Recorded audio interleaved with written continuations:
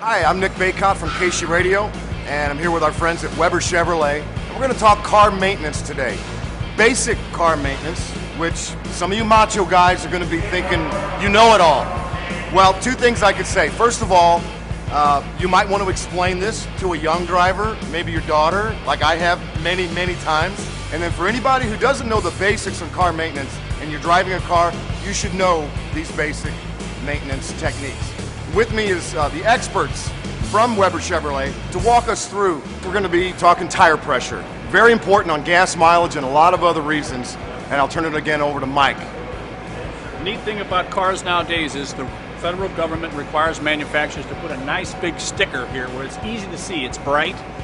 On our cars we have an onboard computer that gives us tire pressures. It's nice to know that, but we need to get a number in our head that matches each car. So this car right here, I believe, is 32 pounds per square inch. So now that we've determined how much we need, we go down to the store and we get ourselves a nice, inexpensive tire pressure gauge. No particular brand, no particular place, but buy one, use it regularly, put it in the glove box so that you got it. Cheap tool, it'll save you lots and lots of money. So we're going to go up to our left front tire, which is easy. I'm going to turn this over to you. New tires have a pressure sensor built into them, so the caps are kind of different. Kind of reminds you. Oh, really? Even the pressure valve cap is different on new cars. A little different. All right, explain that one, Mike. Well, like anything else, I have a sensor that's right here on each 4 tires, and as I go around, it generates a little signal, and the signal goes to the dash, and it tells us what that pressure's at. So that's how that little light comes on. That's how it knows to turn the light on. There you go. So the cap's just a little bit different. It does screw off like a normal cap. Like it did. All right. Absolutely. A little longer. And a good old regular pressure gauge. I'm going to give it a good shot. Sometimes you may have to do it twice, but that's a great reading. We're sitting probably about 34. I'll try one more time. Sure. Perfect. Looking good. So we don't have to feel any tire pressure here. We're good. Now when we're talking about checking tires, I always tell people, check 5. The most overlooked is the spare tire in the back.